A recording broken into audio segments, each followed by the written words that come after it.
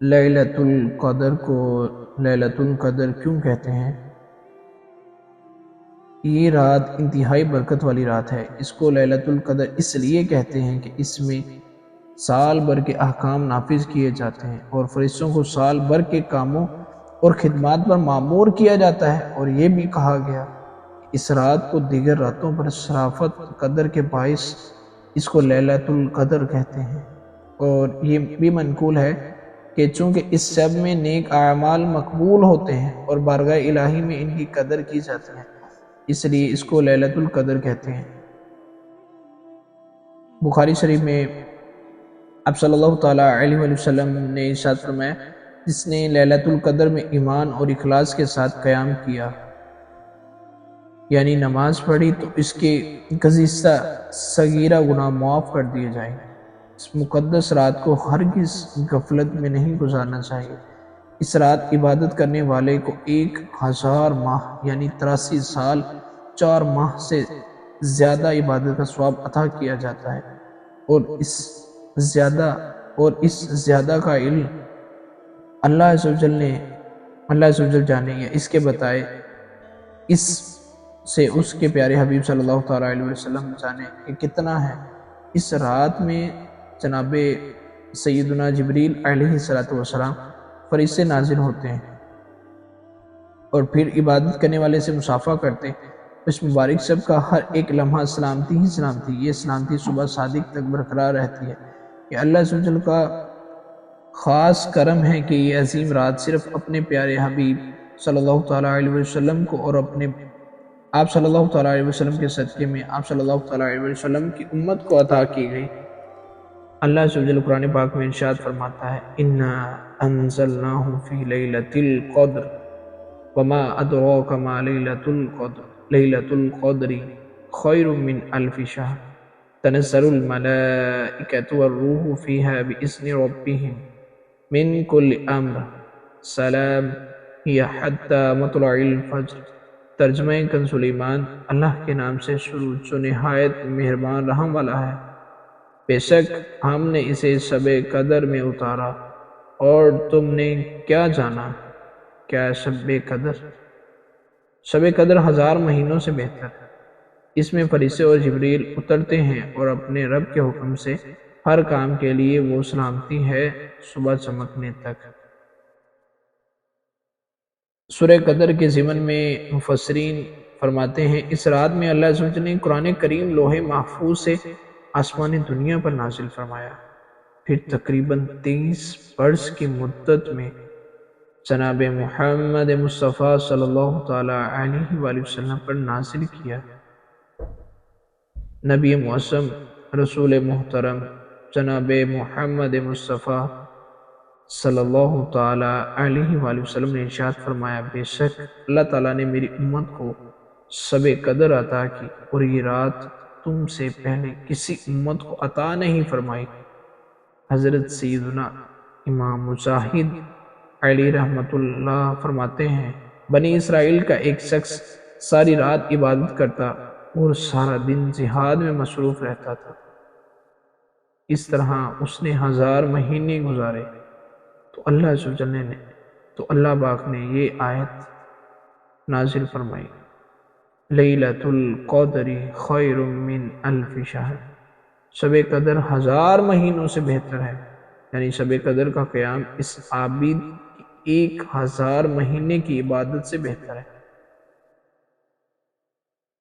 حضرت صحابہ اکرام علیہم رضوان نے حضرت سمعون رحمۃ اللہ تعالیٰ علیہ کی عبادت جہاد کا تذکرہ سنا، تو انہیں حضرت سمعون رحمۃ اللہ تعالیٰ پر بہت رشک آیا، اور مصطفیٰ جان رحمت صلی اللہ تعالیٰ علیہ وسلم کی خدمت بابرکت میں عرض کی، اے اللہ کے نبی صلی اللہ تعالیٰ علیہ وسلم، ہمیں تو بہت تھوڑی عمریں ملی ہیں، اس میں بھی کچھ حصہ نیند میں گزرتا ہے، تو کچھ طلب معاش میں، کھانے پینے میں، اور دیگر امور دنیا میں بھی کچھ وقت صرف ہو جاتا ہے۔ لہٰذا ہم تو حضرت سمعون رحمۃ اللہ تعالیٰ علیہ کی طرح عبادت کر ہی نہیں سکتے، یوں بنی اسرائیل ہم سے عبادت میں بڑھ جائیں گے۔ امت کے کمخوار آقا تو جہاں کے مصطفیٰ جناب محمد مصطفیٰ صلی اللہ تعالیٰ علیہ وآلہ وسلم یہ سن کر غمگین ہو گئے۔ اسی اثناء میں جناب سیدنا جبریل امین علیہ السلام سورہ قدر لے کر حاضر خدمت ہوئے۔ تسلی دی گئی کہ پیارے حبیب مسکرائیے، اے محمد مصطفیٰ صلی اللہ تعالیٰ علیہ وآلہ وسلم مسکرائیے۔ سورہ قدر لے کر جب حاضر خدمت ہوئے اور تسلی دی، رنجیدہ نہ ہو، آپ صلی اللہ تعالیٰ علیہ وآلہ وسلم کی امت کو ہم نے ہر حال میں آپ صلی اللہ تعالیٰ علیہ وآلہ وسلم کی امت کو ہم نے ہر سال میں ایک ایسی رات عنایت فرمائی کہ اگر وہ اس رات میں عبادت کریں گے تو حضرت سمعون رحمۃ اللہ تعالیٰ علیہ کی 1000 ماہ کی عبادت سے بھی بڑھ جائیں گے۔ آج ہم نے سنا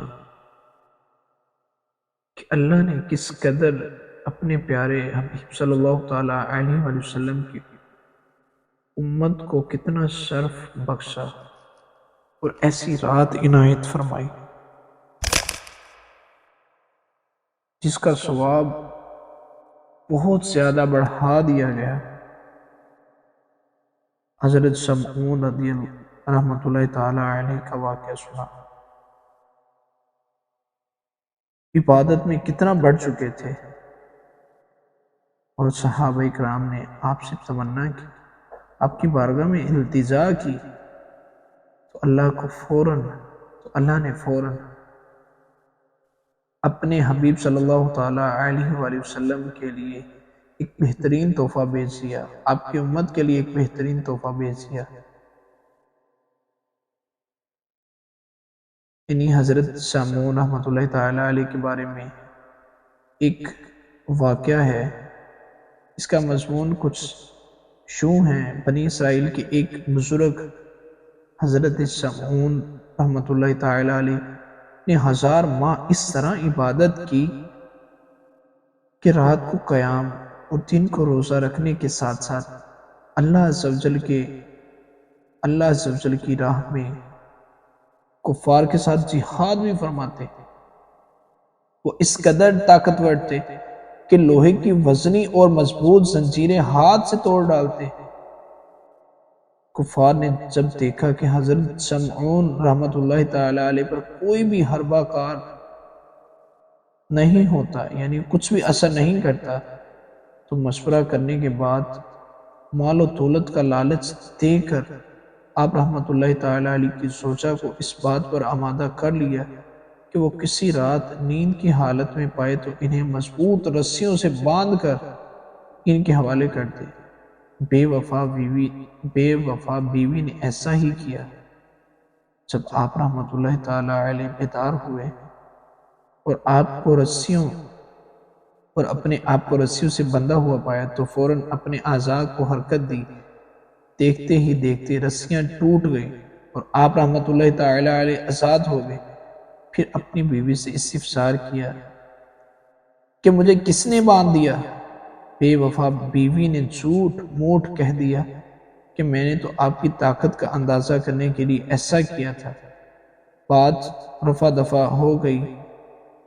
بے وفا بیوی کو موقع ملا۔ اب بے وفا جو بیوی تھی اس موقع کی طاق میں لگی رہی۔ ایک بار پھر جب نیند کا غلبہ ہوا تو اس ظالمہ نے آپ رحمۃ اللہ تعالیٰ علیہ کو لوہے کی زنجیروں میں اس طرح جکڑ دیا، جو ہی آنکھ کھلی آپ رحمۃ اللہ تعالیٰ نے ایک ہی جھٹکے میں زنجیر کی ایک ایک کڑی الگ کر دی اور آزاد ہو گئے۔ بیوی یہ دیکھ کر سناٹے میں آ گئی، مگر پھر مکاری سے کام لیتے ہوئے وہی بات دہرائی کہ میں تو آپ کو آزما رہی تھی۔ دوران گفتگو حضرت سمعون رحمۃ اللہ تعالیٰ علیہ اپنی بیوی کے آگے اپنا راز افشا یعنی ظاہر کرتے ہوئے فرمایا، مجھ پر اللہ عز و جل کا بڑا کرم ہے، اس نے مجھے اپنی ولایت کا شرف عنایت فرمایا۔ مجھ پر دنیا کی کوئی چیز اثر نہیں کر سکتی، میرے سر کے بال مگر میرے سر کے بال۔ چلاک عورت ساری بات سمجھ گئی۔ اسے دنیا کی محبت نے اندھا کر دیا۔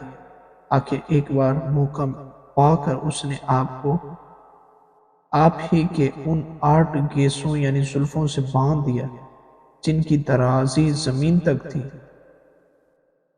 یہ اگلی امت کے بزرگ تھے۔ آقا کریم صلی اللہ تعالیٰ علیہ وسلم کی سنت گیسوئے آدھے کان، پورے کان اور مبارک کندھوں تک ہیں۔ کندھوں سے نیچے تک مرد کو بال بڑھانا حرام۔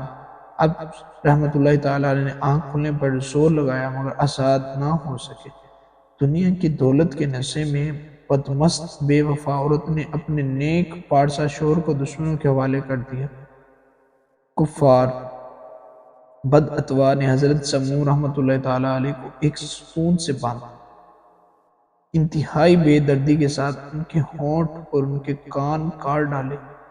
تب اس نیک بندے نے اللہ عز و جل کی بارگاہ میں دعا کی کہ اسے ان بندھنوں کو توڑنے کی قوت بخشے، ان کافروں پر یہ ستون مات ست گرا دے اور اسے ان سے نجات دے دے۔ چنانچہ اللہ عز و جل نے ان کو قوت بخشی، وہ ہلے تو ان کے تمام بندھن ٹوٹ گئے۔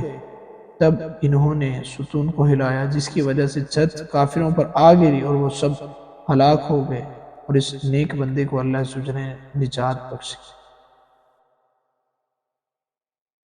دنیا کی محبت میں لوگ بہت اندھے ہو جاتے ہیں۔ آج بھی یہ سلسلہ جاری ہے۔ دنیا کی محبت میں ہم اس قدر مگن ہو چکے ہیں کہ اللہ عز و جل کے فرض کردہ احکام ہی بول بیٹھے۔ اللہ پاک نے جو ہم پر فرض کیا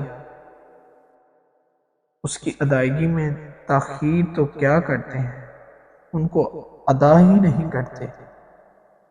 رمضان کی آمد ہے، آج مسجدیں بھری نظر آتی ہیں۔ جیسے ہی عید کا چاند نظر آئے گا تو عشاء کی جماعت میں ایک صف بھی شاید پوری نہ ہو۔ اعتکاف کرنے والے، روزے رکھنے والے، آخر سوال کرتا ہوں کہاں چلے جاتے ہیں؟ وہی ایام، وہی دن، وہی راتیں، وہی فجر، وہی ظہر، وہی عصر، وہی مغرب، وہی عشاء، وہی انسان، وہی وقت۔ مگر ہائے افسوس،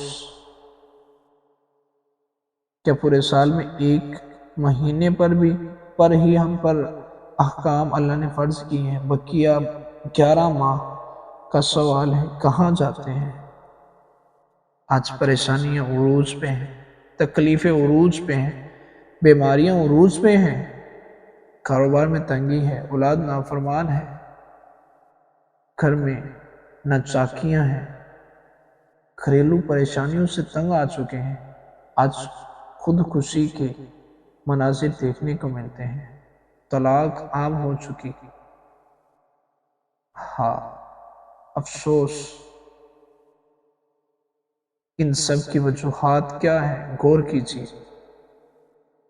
عمل کرنا چھوڑ دیا، اللہ اور اس کے رسول صلی اللہ تعالیٰ علیہ وسلم سے محبت چھوڑ دی، جو فرائض تھا بھلا بیٹھے۔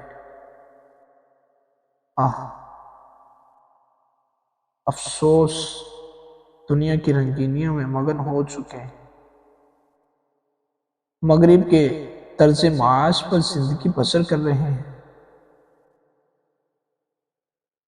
اللہ نے اتنے انعامات کی بارش کسی امت کو عطا نہیں فرمائی۔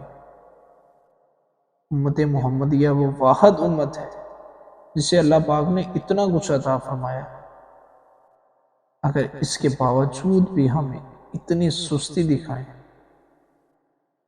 تو کیا بنے گا؟ دنیا کی زندگی عارضی زندگی ہے، اس کو دنیا کی موجوں میں مت گم کریں۔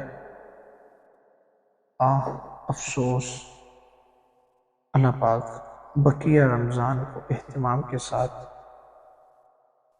رکھنے کی توفیق عطا فرمائے، گناہوں سے محفوظ اپنی پناہ میں رکھے، اللہ اور اس کے رسول صلی اللہ تعالیٰ علیہ وسلم کے احکامات پر عمل کرنے کی توفیق عطا فرمائے۔ وآخر دعوانا الحمد للہ رب العالمین۔